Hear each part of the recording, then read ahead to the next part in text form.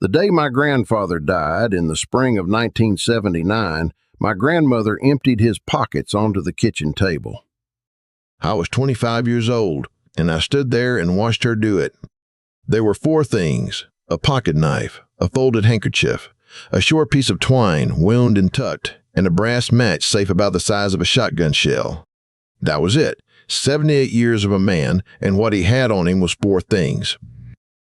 My name is Burl Sizemore, 5th generation on this mountain in eastern Kentucky. I have carried 3 of those 4 every day since I was 9 years old. Now set that down a minute. Not one of those 4 was for what you were thinking. The handkerchief was not for his nose. Number 3, the twine, is the one he said would get a man home when nothing else would. And the 4th one, the match safe, is the one I quit carrying, friend. I did not notice I had quit for 11 years. What put it back in my pocket is the last thing in this video, and it is the reason I am making it. These are not keepsakes. Every one of the 4 is a thing a man carried because on this mountain in January, the road went out and nobody was coming. Hit subscribe. The knife first. My grandfather's knife was a Barlow. 2 blades, bone handle worn down on one side to the shape of his thumb. He did not own a second one. He did not need a second one. A man today will tell you he has a knife. He has a knife in a drawer. That is not the same animal, friend. A knife in a drawer is a tool. A knife in your pocket is a decision you already made. Here is 1 week of that knife. It cut twine off a hay bale 4 times a day. It scraped hoof rot from under the sole of a cow's foot.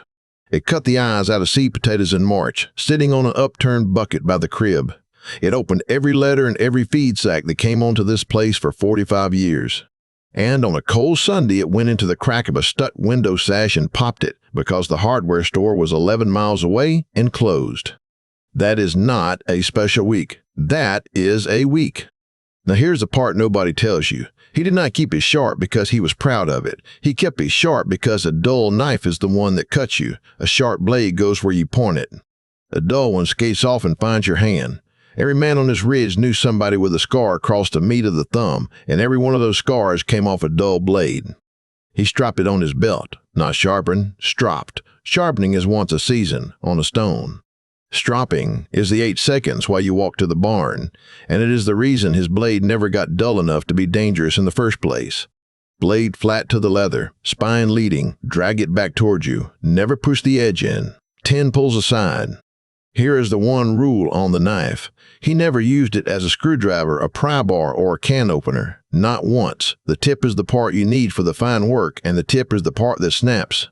A man up here with a broken tip knife was a man who was going to be borrowing for 6 months, and you did not want to be the borrower. And I will say the thing that is not on you, friend. You do not carry one because nobody ever put one in your hand at 9 years old and said, "This is yours now, do not lose it." That is not a failing in you.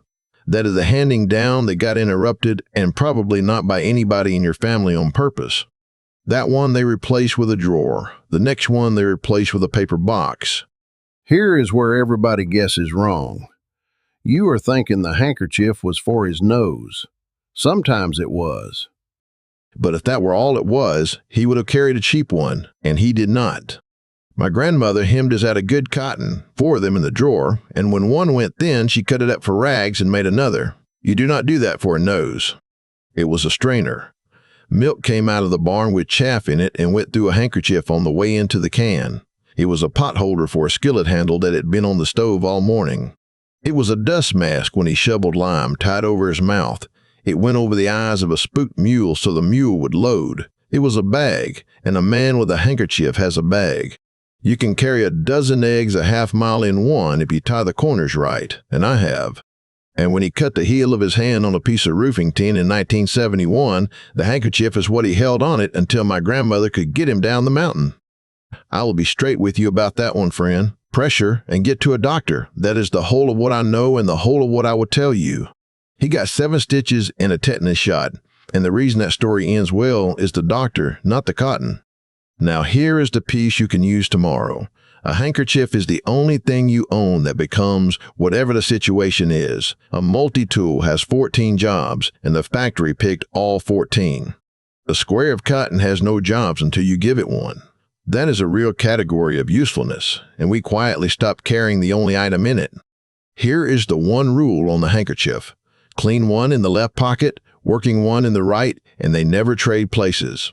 He would use the right-hand one on a gas can and the left-hand one on a cut and never had to stop and think. The whole system is worthless the day the two pockets get mixed up. Cotton, not polyester. Polyester will not hold water, will not filter anything, and it melts. That one they replaced with a paper box. The next one they replaced with a plastic clip. The third thing was about 3 feet of baling twine, wound around 2 fingers and tucked into itself so it would not tangle. 3 feet, not a coil, not a rope. 3 feet of the humblest material on a farm. He said a man with 3 feet of string can get himself home from most anything. I did not believe that at 9. I believe it at 72. It tied a gate a cow had rubbed the latch off of, and that gate stayed tied for 2 years. It went around the toe of a boot when the sole started to grin and got him through the last 4 hours of a day of cutting. It made a handle on a bundle of kindling so he could carry it in 1 trip instead of 3. It replaced a bootlace twice. It splinted a hen's leg, and that hen laid another 2 years, and my grandmother called her judge because of the way she walked. And on the worst day, it tied the hood of a truck down after the latch let go on the county road so he could see well enough to get off this mountain. None of that is impressive on its own. That is exactly the point. The humble thing does not save you once dramatically. It saves you 40 times quietly and you never notice. 1 knot did all of it.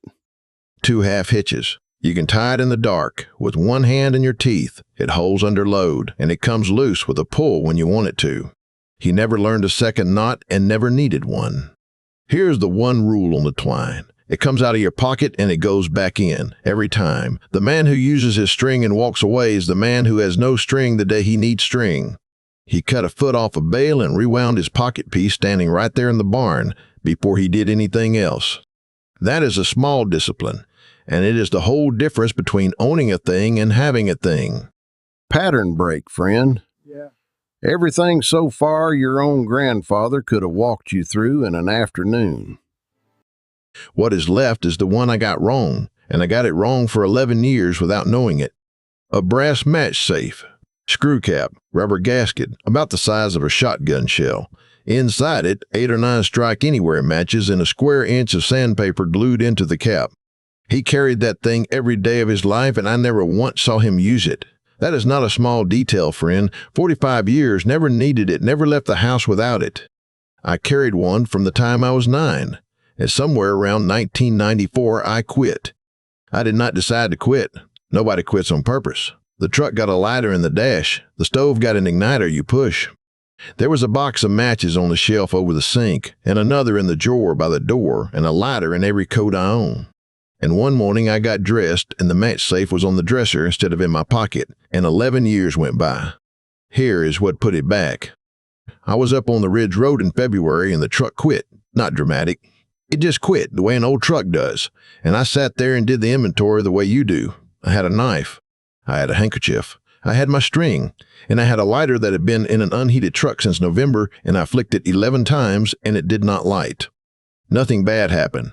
I want to be clear, because I am not here to sell you a disaster. I walked an hour and a quarter, and I got warm, and I was fine, and it was an inconvenience and nothing more.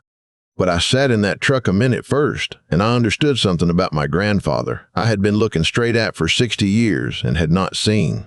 He was not carrying matches. Yeah. He was carrying the thing that does not depend on anything else. Yeah. The knife does not need a battery. The cotton does not need a charge. The string does not care how cold it is. And the match does not care that the truck is dead, or the line is down, or the road went out in January and nobody's coming. 4 things, and every one of them works alone. That is not a survival list. That is a philosophy, and he never said it out loud because men of that generation did not say things out loud. He put 4 things in his pocket every morning for 45 years and let a boy watch him do it. Out in the margin of the farm ledger, in October of 1947, alongside a line that reads, "Pocket knife, $1.10, he wrote this: knife, rag, string, fire. A man with those 4 can get himself home. He wrote his life in the margins of a money book, friend, and in 45 years of that ledger, That is the only sentence that is not about a hog or a bushel or a dollar. So I carry 4 again. Have since that February. And here's the honest part. I will probably never use the match safe either. He did not. That is not the point, and it never was. The point is that you are a man who has one, and there is a difference between those 2 states that you can feel in your own pocket when you put your hand in it. This was never about a knife, friend. It was about being the person somebody else does not have to come and get. You do not have to do all 4. Do one. Put a pocket knife in your pocket tomorrow morning and leave it there a week, and see if you do not reach for it 11 times. Tell me down below what your grandfather carried and what county he carried it in. I read every one of these, and the story that shows up most is the one I go deep on next. Your grandfather knew all of this. Somebody just did not get the chance to hand it down to you. It is written in the margin. Now it is written in you.